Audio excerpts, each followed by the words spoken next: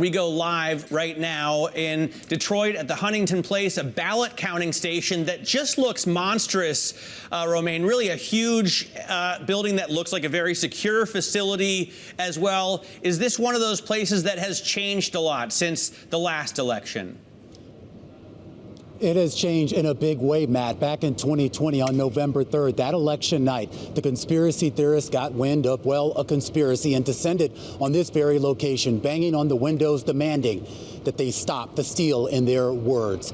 Election officials did not want a repeat of that here in 2024. So while they are still in the same facility, they did move to a windowless actual area here, this room. There are police all around me. There are metal detectors checking everyone in and out. And the election officials I spoke to today said there will not be a repeat of what we saw in 2020. They have actually been counting ballots for days behind me here, mostly the absentee ballots. Early voting ballots will start to come in early tomorrow. They will start counting those, and then they will count election day ballots.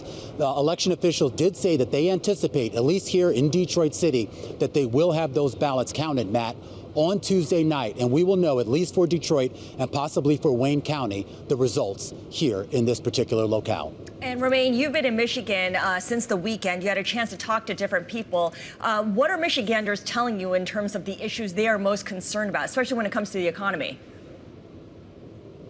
Well, there are really three issues that are driving this election: immigration and abortion. We know that Trump has a leg up on immigration. Kamala Harris, in theory, has a leg up on reproductive rights. But number one at the top of the list is the economy. And the consensus out there right now, Scarlett, is there really is no consensus. I spent the past 24 to 36 hours really going all the way around the Detroit metropolitan area, from the inner city here in Detroit City over to Dearborn, a big Arab American and Muslim American enclave, to Grosse Pointe, one of the biggest wealthiest enclaves that you have in this general area. And the consensus that I got from everyone here is right now they really do not know how they feel about the economy. Some people look at the Biden-Harris administrations and their stewardship of the economy and they pat them on the back. Others are really longing for the boom times that they seem to have seen under the Trump administration. One thing is clear, though, they're not necessarily voting on whether they feel better now than they did 4 years ago. They're really voting on this idea as to whether their economic conditions will be better 4 years from now compared to where they are today. Scarlett. Hey, Romaine, you are obviously in the automotive center of the United States, and that's changed a lot as well, right? There was a time when union workers would have voted for Democrats. The last couple of elections, they have gone for a Republican. You have this idea that the Biden administration and Democrats are pushing EVs on consumers, and we definitely have a disadvantage versus other countries, especially, for example, China, when it comes to producing low-cost, high-quality EVs. What are you hearing from auto workers?